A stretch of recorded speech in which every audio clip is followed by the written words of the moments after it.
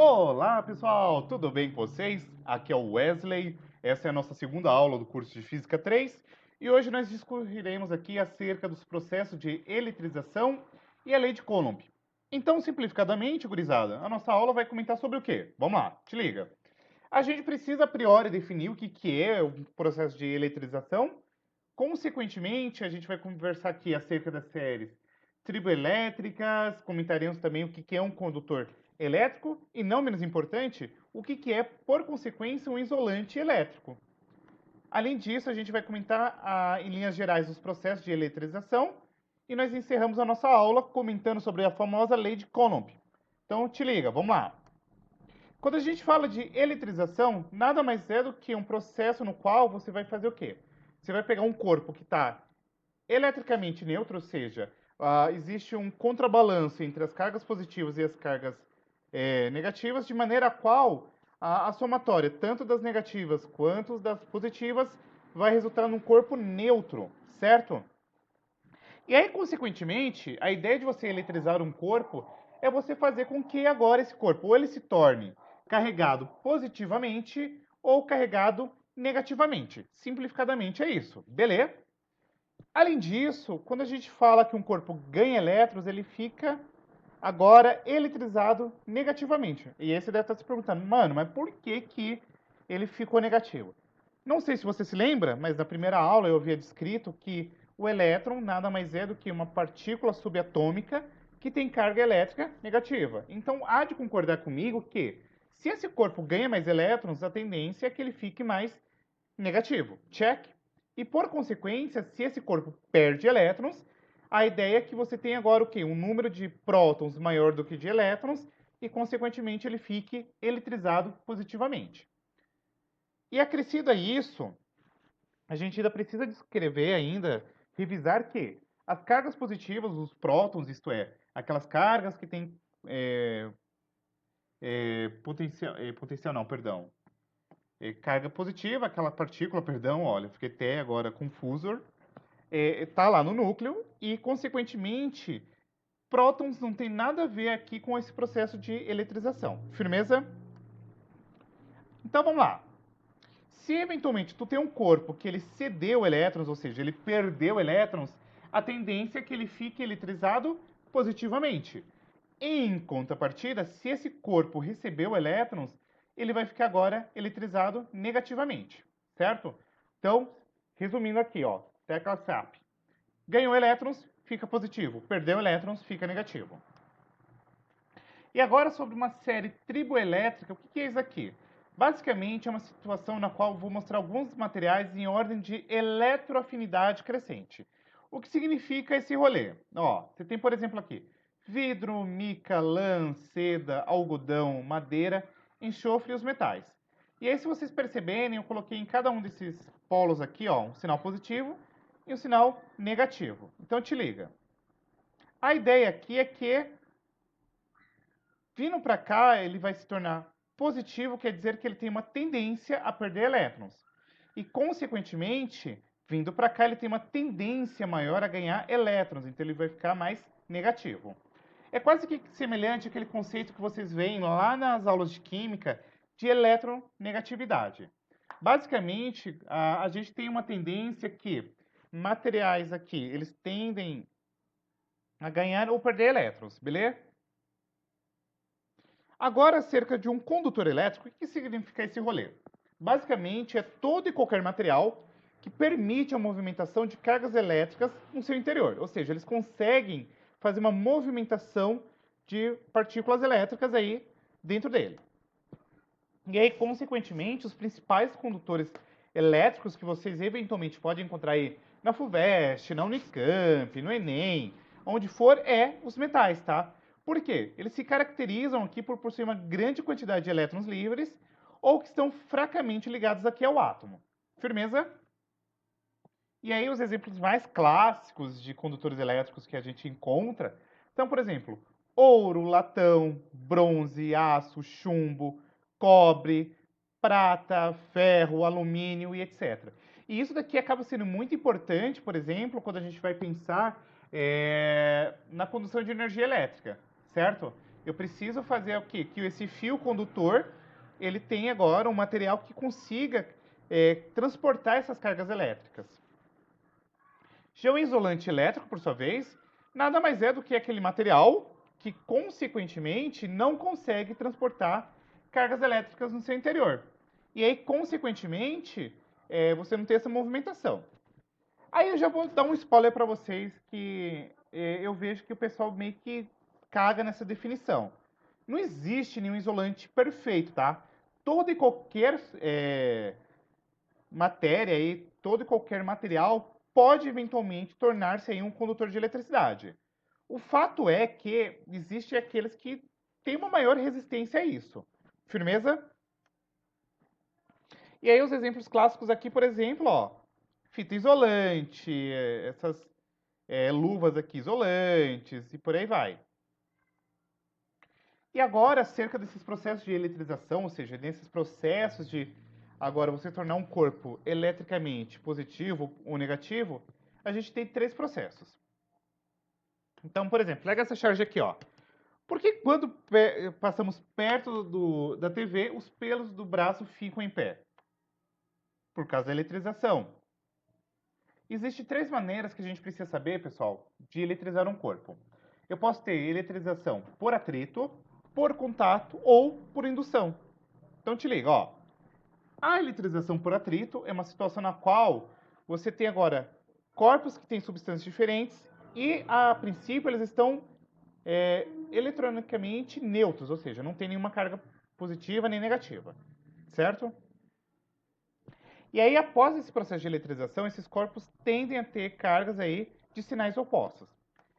E aí, para saber qual que é o positivo ou negativo, basta a gente consultar aquela tribo eletrônica lá que eu comentei anteriormente. Então, por exemplo, você pode pegar uma situação que você esfrega aí um pedaço de lã no tubo de vidro e ele aí, nesse processo de esfregar, você acaba eletrizando esse corpo, tá? E aí o que acontece? Quando a gente separa esses dois, a gente vai notar que entre eles vai haver uma força de atração, ou seja, a lã ela vai se atrair com um tubo de vidro, tá? Um exemplo mais fácil para vocês pegarem esse rolê, te liga. Faz aí agora durante essa aula. Pega uma caneta, esfrega no seu cabelo, sempre no mesmo local, tá? Sem mudar. Esfrega aí por uns 15 segundos.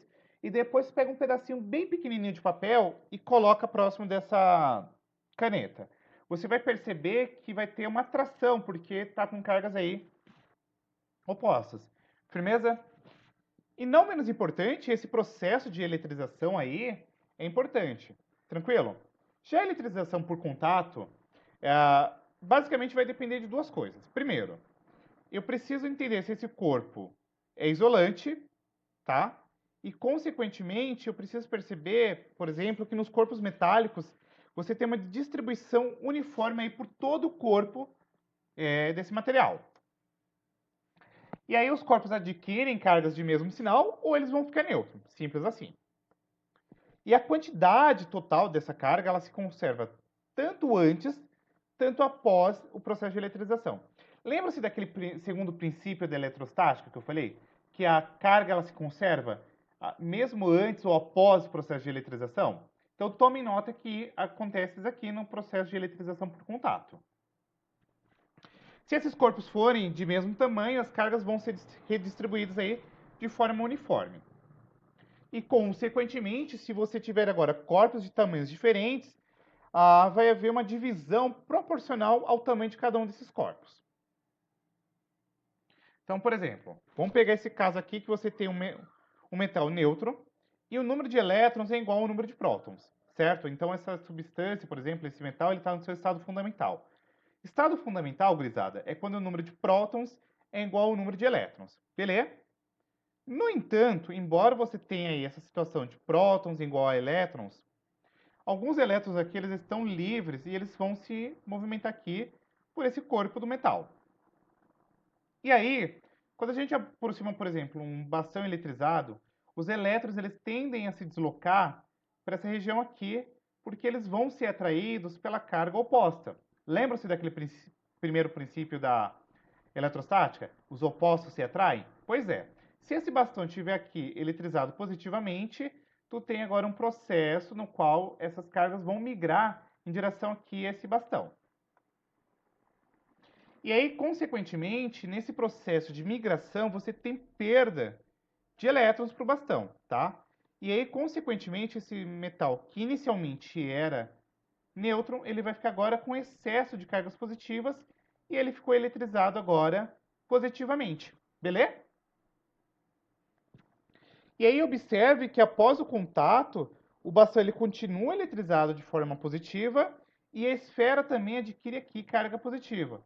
Ou seja, se a gente for pegar esse rolê aqui, posteriormente chegar próximo, colocá-los próximos, vai haver uma repulsão, porque lembra-se do primeiro princípio da eletrostática?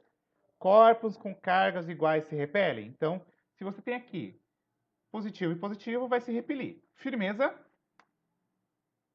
Já na indução, agora é uma situação na qual o condutor ele vai se eletrizar simplesmente por uma aproximação de um corpo, tá? Só que não há necessidade, por exemplo, que haja contato entre esse corpo. Só o fato de estar próximo, você tem aí esse processo, tá? E o condutor que está eletrizado é chamado de indutor ou influenciante, e, consequentemente, o condutor que se eletrizou é chamado de induzido ou influenciado. Pro, não entendi. Então te liga, ó. Aquilo que está induzindo, a gente vai chamar de indutor ou influente, o influenciante.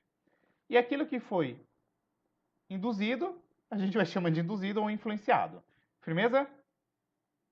O induzido se eletriza aí com a carga de sinal contrário ao do indutor. Então, vamos lá, ó. Vamos supor que nesse caso aqui você tem uma situação que você tem esse corpo aqui, ó, negativo, certo? E nesse caso não há contato entre esses corpos eletrizados. Eu só preciso, por exemplo, aproximar algum corpo aqui próximo, certo? E aí, consequentemente, o indutor do corpo neutro vai ser carregado e aí você tem um induzido. Então vamos lá, ó. Você tem aqui o corpo, certo? E aí, quando você aproxima, por exemplo, um bastão eletrizado, os elétrons livres se deslocam, nesse caso, atraídos aqui por bastão positivo, e a região oposta fica aí com falta de elétrons e, portanto, com excesso de cargas positivas, provocando uma separação dessas cargas. E aí, por exemplo, quando a gente liga esse induzido por um fio à Terra, a gente vai ter agora um fluxo de elétrons da Terra para esse induzido, de maneira a qual você vai ter um processo de neutralização aqui dessas cargas positivas. Aí você deve estar se confundindo. Você falou, mano, o maluco falou um monte de coisa, deu merda. Se liga, ó. Esse corpo ele estava eletrizado positivamente. Eu só aproximei ele, certo? E aí o que, que acontece? Lembram-se que aquela eletrização por contato, a gente tinha essa migração, né? Aqui não há contato direto. No entanto, esses elétrons eles migram para cá, de certo modo, certo? Ó. E aí se você perceber, ó, eles meio que ficaram divididos, né? Um lado ficou positivo, outro negativo. Aí vamos supor que eu pego um fiozinho aqui, um fio condutor, e ligue esse corpo ao centro da Terra, certo? Agora, o que você vai ter é um processo de condução de cargas negativas de maneira que você contrabalanceie esse lado aqui que ficou com cargas positivas. Beleza? E aí, se eventualmente a gente desfizer essa ligação com a Terra, e em seguida a gente afastar o indutor, a esfera então tenderá aqui a ficar agora com um excesso de cargas negativas. Beleza? E aí o que, que acontece? Que essas cargas elas vão se distribuir de modo a ficarem o máximo possível afastadas umas das outras, concentrando-se aqui na superfície dessa esfera. Porque, ó, se liga, se elas ficarem muito próximas, lembram-se que cargas iguais se repelem? Então a tendência é que elas fiquem separadas por causa dessa repulsão eletrostática que existe entre essas partículas. Beleza? Já a lei de Coulomb é uma lei importante porque ele utilizou essa balança aqui de torção, que nada mais é do que um instrumento que é utilizado para calcular forças muito pequenas, e ele estabeleceu uma expressão matemática que consegue, mano, calcular a intensidade da força que vai agir entre esses corpos carregados aí. Então te liga, ó. Ele observou que a força é diretamente proporcional ao produto das duas cargas, tá? Ou das duas, das três, das quatro, tá? Então vamos lá. Diretamente proporcional ao produto das cargas. No entanto, ela é inversamente proporcional ao quadrado da distância que dessas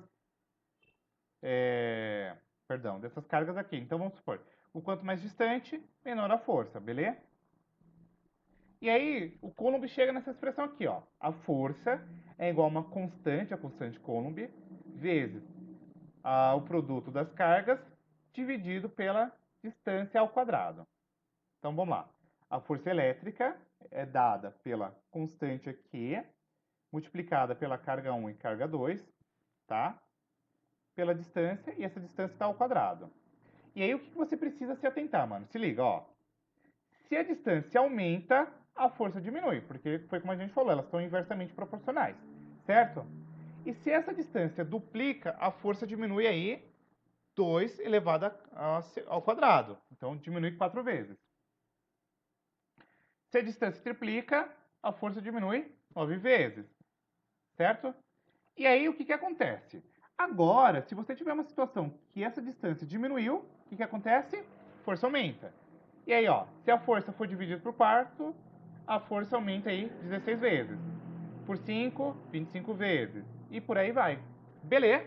É isso. Na próxima aula eu vou fazer alguns exercícios aí da lei de Coulomb pra gente sedimentar esses conceitos. Beleza? Beijão e até a próxima. Fui!